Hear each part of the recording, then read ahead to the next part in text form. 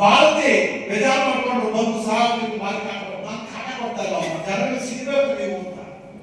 ಆಮೇಲೆ ನಾನು ಅದು ಹೇಳಿದ್ಮೇಲೆ ಅದೊಂದು ಆಕ್ಸಿಡೆಂಟ್ ಆಯ್ತು. 60 ಜನ ಆಕ್ಸಿಡೆಂಟ್ ಆಗಿ ಎಲ್ರಿಗೂ ಟ್ರೀಟ್ಮೆಂಟ್ ಕೊಡಕ್ಕೆಲ್ಲ ಡಾಕ್ಟರ್ ರೆಡಿ ಆಗಿದ್ರು. ಅಮ್ಮ ಮತ್ತೆ ಬಂದೇಳು ಸರ್ ನಾನು ಸ್ವಲ್ಪ ಬೇಜಾರಾಯ್ತು ಫಸ್ಟು, ಆದ್ರೆ ಇವಾಗ ನನಗೆ ಒಳ್ಳೆ ಸಿಗೋದು ಸರ್ ಬಂಗಾರಪೇಟೆಯಲ್ಲಿ ಎಲ್ಲರೂ ಡಾಕ್ಟರ್ ಸರ್ ಒಬ್ಬರು ಸಹಾಯಕ್ಕೆ ನಾವು ಬಿಟ್ಟಿಲ್ಲ ಅಂತ. ಯಾಕೆ ಅಧಿಕಾರಿಗಳು ಇರ್ಬೇಕು ಅಂತೀನಿ. ಮುಳುಗಾಲದಲ್ಲಿ ಗೊತ್ತಿಲ್ಲ DHO ಬೆಂಗಳೂರಿನ ಬರೋರು ನಮ್ಮ DDLR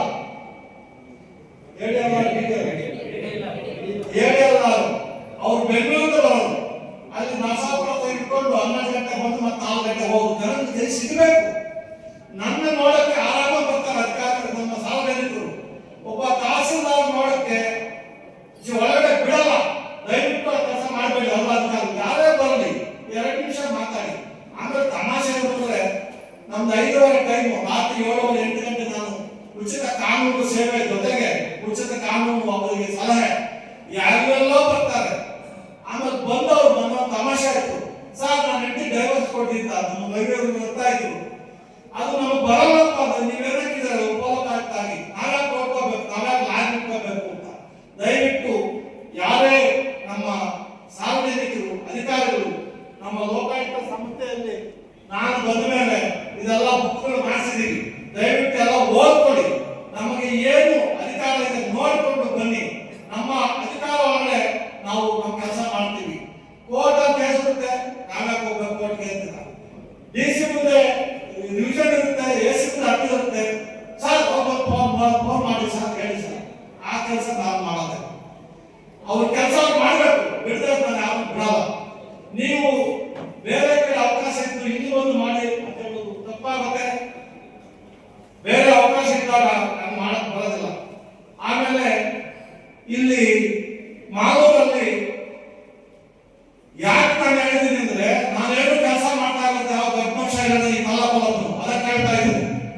ನಾನು ಬಂದ ಮೇಲೆ ಏನು ಡಿಸ್ಟ್ರಿಕ್ಟ್ ಅಲ್ಲಿ ಮಾಡಿದ್ದೀನಿ ಅಂತ ಯಾವನು ಮಾಡಕ್ ಸಾಧ್ಯ ಇಲ್ಲ. ಪಂಚಾಯತ್ ನುಗ್ತಾ ಇದ್ದೀನಿ, ತಾಲೂಕು ನುಗ್ತಾ ಇದ್ದೀನಿ. ಜನರಿಗೆ ಸೇವೆ ಮಾಡಬೇಕು ಅಂತ ಬಾಯಿ ಬಂದವ್ರು ಮಾತಾಡ್ಬೋದು. ಏನಿದ್ರೆ ಡಿಸ್ಕಷನ್ ಬಂದ್ರಿ, ನಾನು ರೆಡಿ ಆಗಿದ್ದೀನಿ. ನೀವು ಏನ್ ಬೇಕು ನಾನು ಕೊಡ್ತೀನಿ ಬನ್ನಿ. ಇಲ್ಲಿ ಮೈನ್ಸ್ ಅಲ್ಲಿ ಒಬ್ಬ ಸತ್ತೋದಾಗ ನಾನು ಪೇಪರ್ ಅಲ್ಲಿ ನ್ಯೂಸ್ ನೋಡಿದೆ. ನಮ್ಮ ಕೋಲಾರ ಪತ್ರಿಕೆ ಪೇಪರ್ ಅಲ್ಲಿ ಬಂದಾಗ ಆ ನ್ಯೂಸ್ ಅನ್ನ ತಗೊಂಡು ಕೇಸ್ ಶುರು ರಿಜಿಸ್ಟರ್ ಮಾಡಿದೆ. ನಮ್ಮ ಮೈತ್ರಿ ಮತ್ತೆ ನಮ್ಮ ನಾಲ್ಕೇ ಅವರು ಇಬ್ಬರನ್ನ ಕಳಿಸಿದೆ. ನಾನು ನಮ್ಮ ಮೈತ್ರಿ ಇಬ್ಬರನ್ನ ಏನು ಸತ್ತೋಗಿದ್ದಾರೆ ಏನ್ ಕೊಡ್ತೀರಾ ಸರ್, ಕೇಸ್ ರಿಜಿಸ್ಟರ್ ಆಗಿದೆ. ಕೇಸ್ ರಿಜಿಸ್ಟರ್ ಆಗಿ ಏನಾಗುತ್ತೆ, ಅವರು ಬೇರೆ ಸ್ಟೇಟ್ ಇಂದ ಬರಬೇಕು. ಇಲ್ಲಿ ಅವ್ರು ಏನಾಗುತ್ತೆ ಏನು ಕೊಡಲ್ಲ. ಸುಮಾರು ಕೇಸ್ ರಿಜಿಸ್ಟರ್ ಮಾಡಿ ನಾನು ಮೈತ್ರಿ ಮತ್ತೆ ನಮ್ಮ DSP ಜಗಳ ಮಾಡಿ ಗಲಾಟೆ ಮಾಡಿಸಿ ಅವರಿಗೆ 15 ಲಕ್ಷ ದುಡ್ಡು ಕೊಡಿಸಿದ್ದೀನಿ. 15 ಲಕ್ಷ ದುಡ್ಡು ಅವ್ರಿಗೆ ಹೆಂಡತಿಗೆ ಕೊಡೋದು ಮಾಡಿ ಆ ಹೆಂಡತಿಗೆ ಅಲ್ಲೊಂದು ಕೆಲಸ ಸಿಕ್ಕಿದೆ, ಪಾರ್ಟ್ ಟೈಮ್ ಕೆಲಸ, ಮಕ್ಕಳ ಸ್ಕೂಲ್ ಸೇರಿಸಿದ್ವಿ. ಅದೊಂದು ನಾವು ಮಾಡಿ ಅದಾದ್ಮೇಲೆ ನಾನು ಎಚ್ಚರಿಕೊಂಡೆ. ನಮ್ಮ ಡಿಸ್ಟ್ರಿಕ್ಟ್ ಅಲ್ಲಿ ಕ್ರಶ್ ಓನರ್ಸ್ ಕೆಲಸ ಮಾಡೋರು, ಮೈನ್ಸ್ ಓನರ್ ಕೆಲಸ ಮಾಡೋ ಲೇಬರ್ಸ್ಗೆ ಎಲ್ಲರಿಗೂ ಇನ್ಶೂರೆನ್ಸ್ ಮಾಡಲೇಬೇಕು ಅಂತ ಫಸ್ಟ್ ಟೈಮ್ ಕರ್ನಾಟಕ ಹಿಸ್ಟ್ರಿಯಲ್ಲಿ ಕೋಲಾರ ಡಿಸ್ಟ್ರಿಕ್ಟ್ ಅಲ್ಲೇ ಎಲ್ಲ ನಮ್ಮ ಲೇಬರ್ಸ್ಗೆ, ಮೈನ್ಸ್ ಕೆಲಸ ಮಾಡೋರಿಗೆ ಮತ್ತೆ ಕ್ರಶ್ ಕೆಲಸ ಮಾಡೋರಿಗೆ ಸುಮಾರು 400 ಜನ ಫಸ್ಟ್ ಟೈಮ್ ಇನ್ಶೂರೆನ್ಸ್ ಆಗಿದೆ. ಅವ್ರು ಏನಾದ್ರು ಸತ್ತರೆ ಇವಾಗ ಆಟೋಮೆಟಿಕ್ ಆಗಿ ಅವರಿಗೆ 15 ಲಕ್ಷ ದುಡ್ಡು ಬರುತ್ತೆ. 50,000 ಕಟ್ಟಬೇಕು. ಓನರ್ಗೂ ಅನುಕೂಲ ಆಯ್ತು, ಸಮಾಜಕ್ಕೂ ಅನುಕೂಲ ಆಯ್ತು. ಆ ಒಂದು ಒಳ್ಳೆ ಕೆಲಸ ಮಾಡಕ್ಕೆ ನಮ್ಮ ಅಧಿಕಾರಿಗಳನ್ನ ನಾನು ರಿಕ್ವೆಸ್ಟ್ ಮಾಡ್ತೀನಿ. ಇವಾಗ ಗ್ರೂಪ್ ಸಂಸ್ಥೆ 50,000 ರೂಪಾಯಿ ಕಟ್ತಾರೆ. ಒಬ್ಬ ಸತ್ತ 15 ಡಿಪೆಂಡ್ಸ್ ಅಪಾನ್ ಸರ್ವಿಸ್, ಅವರು 15 ರಿಂದ 20 ಲಕ್ಷ ದುಡ್ಡು ಬರುತ್ತೆ ಅವರಿಗೆ. ಇಂತಹ ಒಳ್ಳೆ ಕೆಲಸಗಳನ್ನ ಮಾಡಕ್ಕೆ ನಾವು ಈ ರಾಯಚೂರು ಒಂದಿದ್ದಕ್ಕೆ ಹೋಗಿದ್ವಿ. ಇಲ್ಲೂ ಮುಳಬಾಗಲು ಆಯ್ತು. ಆಸ್ತಿಗೆ ಹೋದ್ರೆ 100 ಜನ ಮಾತ್ರ ಹುಡುಗಿದ್ದಾರೆ. 420 ಜನಕ್ಕೆ ಬಿಲ್ ಆಗ್ತಾರೆ ಗೌರ್ಮೆಂಟ್. ಒಂದು ಹುಡುಗಿಗೆ 2,300 ರೂಪಾಯಿ ಬರುತ್ತೆ ಗೌರ್ಮೆಂಟ್ ಇಂದ. 3 ವರ್ಷ ದುಡ್ಡಿನ ನಾವು ಅಂತ ಬೆಳಕಾಗುತ್ತಾ. ನಾನು ಕೇಸ್ ರಿಜಿಸ್ಟರ್ ಮಾಡಿದೆ, ಅದಕ್ಕೆ ಥ್ರೆಟ್. ಇವ್ರು ಏನ್ ಮಾಡಕ್ಕಾಗುತ್ತೆ ನಮ್ಮನ್ನ? ನಾವು ನಿಮ್ಮಲ್ಲಿ ಒಬ್ಬನು 144 ಕೋಟಿ, ನಾನು ಒಬ್ಬ ನಿಮ್ಮಲ್ಲಿ ವರ್ಷ ಅಲ್ಲಿ ಕೂತ್ಕೊಂಡು ಒಬ್ಬ ನಾನು ಒಬ್ಬ ಆರ್ಡಿನರಿ ಮನುಷ್ಯ ನಿಮ್ಮ ಜೊತೆ ಕೆಲಸ ಮಾಡ್ತೀನಿ. ಅದನ್ನ ಬಿಟ್ಟು ಒಳ್ಳೆ ಒಳ್ಳೆ ಕೆಲಸಗಳನ್ನ ಮಾಡಿ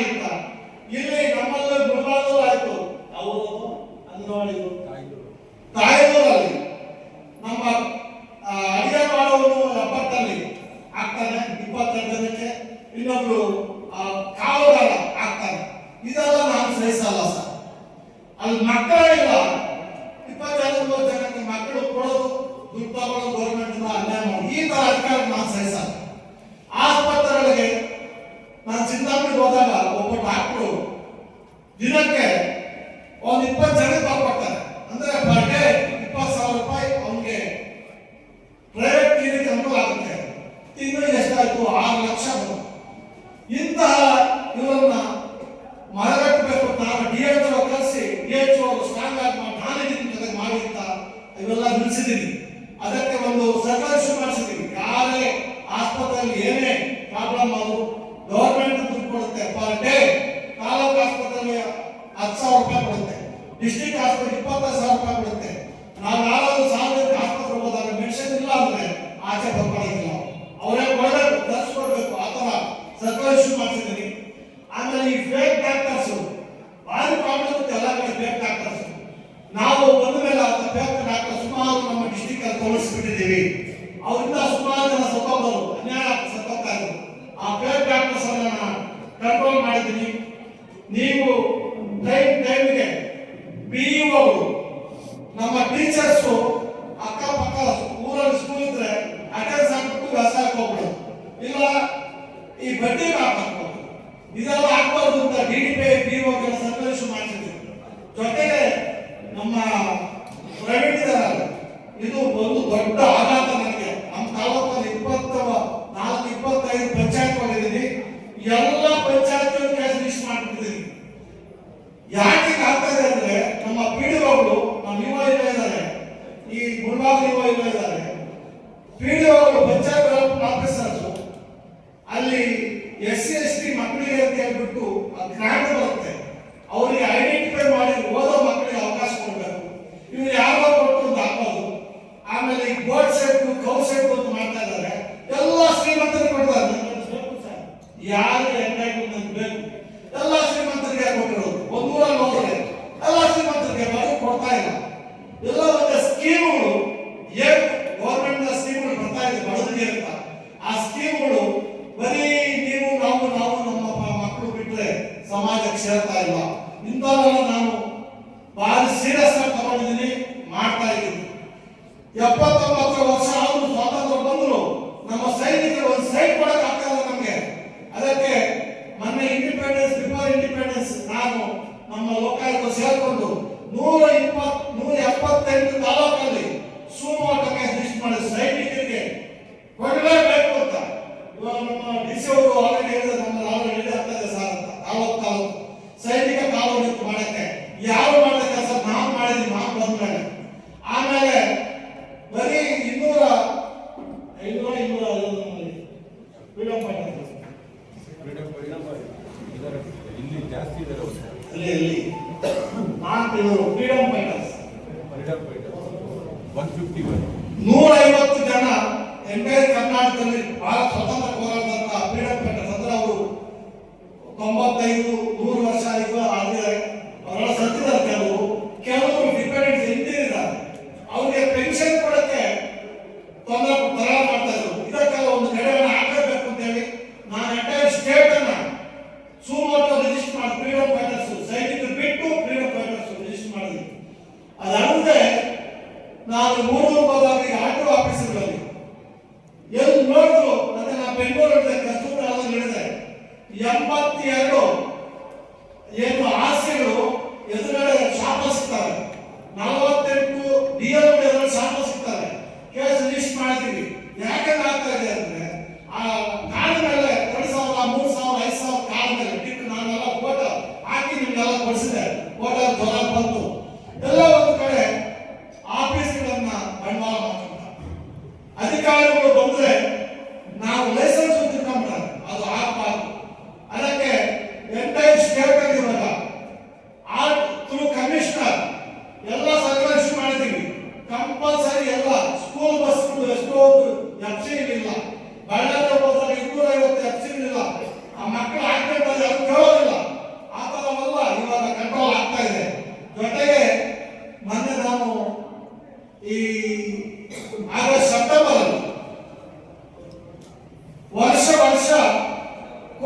ಕೋಟ್ಯಾಂತರ ಲಕ್ಷಾಂತರ ದುಡ್ಡು ಕರ್ನಾಟಕದಲ್ಲಿ ಖರ್ಚು ಮಾಡ್ತಾ ಇದ್ದೀವಿ.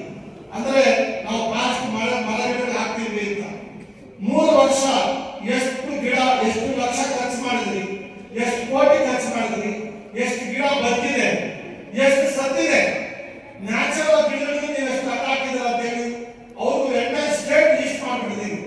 ಎಲ್ಲ ಒಂದು ಕಡೆ ನಾನು ಬಂದ ಮೇಲೆ ದಂಡಯಾತ್ರೆ ಸ್ಟಾರ್ಟ್ ಮಾಡಿದ್ದೀನಿ.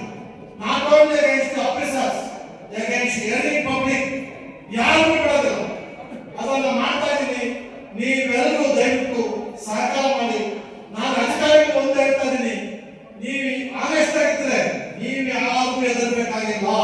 ನಾನು ಬೇಕಾಗಿದ್ದೀನಿ, ನೀವು ಆನೆಸ್ಟ್ ಆಗಿರ್ಬೇಕು. ನಿಮ್ಮ ಬ್ಲಾಕ್ ಮೇಲ್ ಮಾಡಿ ಯಾರೋ ತರ ಮಾಡಿದ್ರೆ ದಯವಿಟ್ಟು ಅಂತ ಮೇಲೆ ಕೇಸ್ ಕೊಡಿ ಅಂತ 3 ವರ್ಷ ಜೈಲು ಕಳಿಸ್ತೀನಿ ನಾನು. ನಿಮ್ಮನ್ನು 6 ತಿಂಗಳಿಂದ 3 ವರ್ಷ ಜೈಲು ಕಳಿಸಕ್ಕೆ ಕೆಲವು 20 ಲೋಕಾಯುಕ್ತ ಆಗ್ತಾ ಸುಳ್ಳು ಕೆಲಸಗಳು ಆಗ್ತದೆ. ನಿಮ್ಮ ಮೇಲೆ ಹೆದರ್ಕೋಬೇಡಿ. ನೀವು ಆನೆಸ್ಟ್ ಆಗಿರ್ಬೇಕು. ನೀವು ಆನೆಸ್ಟ್ ಆಗಿ ಯಾವುದೇನು ಮಾಡೋಕ್ಕಾಗಲ್ಲ, ಬ್ಲಾಕ್ ಮೇಲ್ ಮಾಡಿ ಜೀವನ ಮಾಡೋದು ಜಾಸ್ತಿ ಆಗ್ತಾರೆ. ಮೊದಲು ಬ್ರಿಟಿಷರು ಕಾಲದಲ್ಲಿ ಅಂತವ್ರು ಇದ್ರು, ಅಂತವರಿಂದ ಸ್ವಾತಂತ್ರ್ಯ ಲೇಟ್ ಆಗ್ಬಾರ್ದು. ಇಂಥವರಿಂದ ನಮ್ಮ ಹಕ್ಕುಗಳನ್ನ ಕಳಿಸ್ತಾ ಇದ್ದಾರೆ. ಅಧಿಕಾರಿಗಳ ಹಕ್ಕು, ಸಾರ್ವಜನಿಕ ಹಕ್ಕು, ಯಾರೋ 10 ಜನ ಸಾರ್ವಜನಿಕ ಪರವಾಗಿ ಹೋಗೋದು ಅಂತ ಮಾಡ್ತಾ ಇಲ್ಲ. ಜೊತೆಗೆ ನಮ್ಮ ಡಿಸ್ಟ್ರಿಕ್ಟ್ ಅಲ್ಲಿ ಎಲ್ಲ ಕೆರೆಗಳನ್ನ ಕ್ಲೀನ್ ಮಾಡಬೇಕು ಶುರು ಮಾಡಿದ್ದೀವಿ. ಒತ್ತುವರಿ ದಯವಿಟ್ಟು ನಾವು ರೈತರ ರಿಕ್ವೆಸ್ಟ್ ಮಾಡ್ಕೊತೀವಿ, ಒತ್ತುವರಿ ಈಗ ಬಿಟ್ಟು ಬಿಡ್ರಿ. ನಾವು ಕೋಲಾರ ಡಿಸ್ಟ್ರಿಕ್ಟ್ ಜನ ಎಂಟರ್ ಕರ್ನಾಟಕ ಮಾಡಲಾಗಬೇಕು. ನಾವು ಬೇರೆ ಗೊತ್ತಾಗಿಲ್ಲ, ನಾವು ತಗೊಳ್ಳಿ, ನಮ್ಗೆ ಬೇಕಾಗಿಲ್ಲ. ಫಾರೆಸ್ಟ್ ಎನ್ಕ್ರೋಚ್ಮೆಂಟು, ಕೆರೆ ಎನ್ಕ್ರೋಚ್ಮೆಂಟು, ಈ ನಮ್ಮ ರಾಜಕಾಲುವೆ ಎನ್ಕ್ರೋಚ್ಮೆಂಟು, ಕುಂಟಪ್ಪು ಇವೆಲ್ಲ ಬಿಡಬೇಕು. ನೀವು ಬಿಡದೇ ಇದ್ರೆ ನಾನು ಬಿಡಲ್ಲ. ನೀವು ಏನ್ ಬೇಕೋ ನಾನು ಬೈಕೋಬಹುದು, ಏನ್ ಬೇಕೋ ನೀವು ನಿಮ್ಮ ಇದನ್ನು ಮಾಡಬಹುದು. ಆದ್ರೆ ಯಾವುದಕ್ಕೂ ಬಗ್ಗೆ ಪ್ರಶ್ನೆ ಇಲ್ಲ. ದಂಡಯಾತ್ರೆ ಸ್ಟಾರ್ಟ್ ಮಾಡಿದ ದುಷ್ಟ ಸಮಾನಕ್ಕೆ ನೀವೆಲ್ಲ ಸಹಕಾರ ಮಾಡಬೇಕು ಅಂತ ಹೇಳಿ ಇಷ್ಟೊತ್ತು ಮಾತಾಡೋ ಅವಕಾಶ ಕೊಟ್ಟ ಎಲ್ಲರಿಗೂ ನಾನು ಧನ್ಯವಾದಗಳು ಹೇಳ್ತಾ 4 ಮಾತು ಎಲ್ಲರಿಗೂ ನಮಸ್ಕಾರ ಹೇಳಿ, ಎಲ್ಲ ಅಧಿಕಾರಿಗಳು ದಯವಿಟ್ಟು ಬೇಗ ಬೇಗ ಕೆಲಸ ಮುಗಿಬೇಕು. ನಿಮ್ಮಿನ ಕೆಲಸ ನೀವು ಮಾಡಬೇಕು. ಸಾರ್ವಜನಿಕರ ಮನೆಗೆ ನಿಮ್ದು ಏನೇ ಮಾಡೋ ನಾನಿದ್ದೀನಿ ಸಹ ನಾನು ಮಾಡ್ತೀನಿ. ಜನರು ಇರಬೇಕು, ಕೋರಿಕೆ ಮಾಡಕ್ಕೆ ಬರೋದಿಲ್ಲ. ದಯವಿಟ್ಟು ನಮ್ಮ ಈ ಪಾಂಪ್ಲೆಟ್ ಮಾಡಿದ ಕನ್ನಡದಲ್ಲಿ ನಿಮಗೋಸ್ಕರ ಓದ್ಕೊಳ್ಳಿ. ಇದು ಕೇವಲ ಏನಿದ್ದು ನಾನು ನಿಮ್ಗೆ ಸಹಾಯ ಮಾಡ್ತೀನಿ. ಅದು ಬಿಟ್ಟು ನಾನು ಹೆಂಡತಿ ಡೈವರ್ಸ್ ಕೊಡಿ, ನನ್ನ ಹೆಂಡತಿ ಯಾರನ್ನ ಕರ್ಕೊಂಡು ಹೋಗ್ಬಿಡ್ತಾರೆ, ಅದಕ್ಕೆ ಕರ್ಕೊಂಡ್ ಬನ್ನಿ, ನೀವೆಲ್ಲ ಇವೆಲ್ಲ ದಯವಿಟ್ಟು ಮಾಡಬೇಡಿ. ಅದನ್ನು ಬಿಟ್ಟು ನಮ್ಮ ವ್ಯಾಪ್ತಿ ಒಳಗಡೆ ಏನಿದೆಯೋ ನಾನು ಮಾಡಕ್ಕೆ ರೆಡಿ ಆಗಿದ್ದೀನಿ. ರಾತ್ರಿ 12 ಗಂಟೆಗೆ ಹೋಗ್ಬೋದು, ನಾನು ಸಹಾಯ ಮಾಡಕ್ಕೆ ರೆಡಿ ಆಗಿದ್ದೀನಿ. 24/7 ಕೆಲಸ ಮಾಡಕ್ಕೆ ರೆಡಿ ಆಗಿದ್ದೀನಿ. ನಾನು ಯಾಕೆ ಗೊತ್ತಾಗ್ತಾ ಇದ್ರೆ ಇದು ನನ್ನ ಜಿಲ್ಲೆ, ನನ್ನ ಜನ್ಮಭೂಮಿ. ಇದಕ್ಕೊಂದು ಏನಾದ್ರು ನಾವು ಎಲ್ಲ ಸಹ ಡಿಸ್ಟ್ರಿಕ್ಟ್ ಕೊಡ್ತಾರೆ, ಅದಕ್ಕೆ ಬೇಜಾರಾಗಿದ್ದಾರೆ. ಬಿಡೋದಿಲ್ಲ, ಯಾರು ಬಿಡೋದಿಲ್ಲ.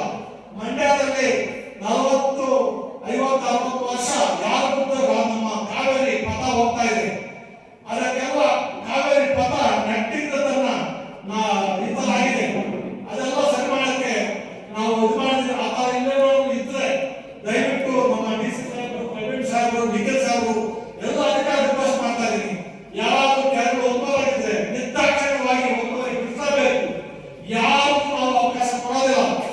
ಕೆರೆ ಕಟ್ಟೆ ಇಲ್ಲ ಅಂದ್ರೆ ಮುಂದೊಂದು ದಿವಸ ಕಷ್ಟ ಆಗುತ್ತೆ. ಬೋರ್ವೆಲ್ ಗೊತ್ತಾಗಿದೆ, ಮೊದಲೇ ನಮ್ಮ ಬಡಗುಂಬೆ ನಮ್ಮ ಕೋಲಾರ ಕೆರೆ ನೀರು ಇಲ್ಲ ಅಂದ್ರೆ ನಮ್ಮ ಬೋರ್ವೆಲ್ ನೀರು ನೀರು ಬರೋದಿಲ್ಲ, ಕಷ್ಟ ಆಗುತ್ತೆ. ಅದನ್ನು ಮುಂದೆ ದಿವಸ ನಮಗೆ ನಮ್ಮ ಮಕ್ಕಳಿಗೆ ತೊಂದರೆ ಆಗುತ್ತೆ. ದಯವಿಟ್ಟು ಎಲ್ಲರೂ ರಿಕ್ವೆಸ್ಟ್ ಮಾಡೋದು, ಎಲ್ಲ ಕಾರ್ಯಗಳು ಒತ್ತು ಮಾಡಬೇಡಿ. ನೀವು ಯಜಮಾನರು ಗೊತ್ತಿರುತ್ತೆ, ವಯಸ್ಸಾದ್ರು ಗೊತ್ತಿರುತ್ತೆ. ನಾವು ಚಿಕ್ಕ ವಯಸ್ಸಲ್ಲಿ ಎಷ್ಟು ತೋಪುಗಳಿತ್ತು, ಎಷ್ಟು ಕೆರೆಗಳಿತ್ತು, ಎಲ್ಲ ಮಾಯ.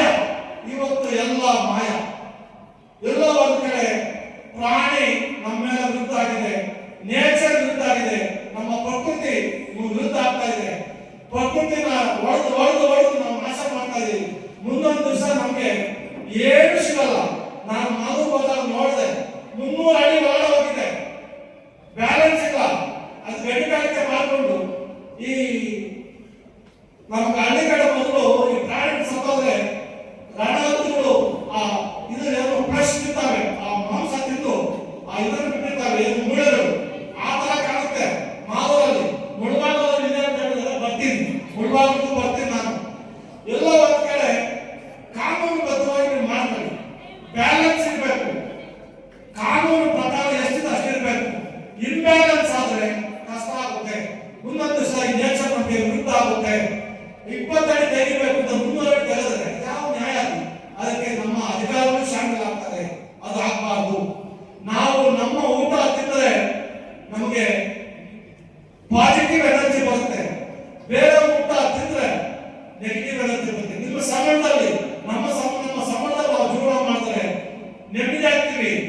ನಮ್ಮ ಸಂಬಳಕ್ಕೆ ಬೇರೆ ಏನಾದ್ರು ತಿಂಗಳ ಬಂದ್ರೆ ನಿಮ್ಗೆ ಒಳ್ಳೇದಾಗಲ್ಲ.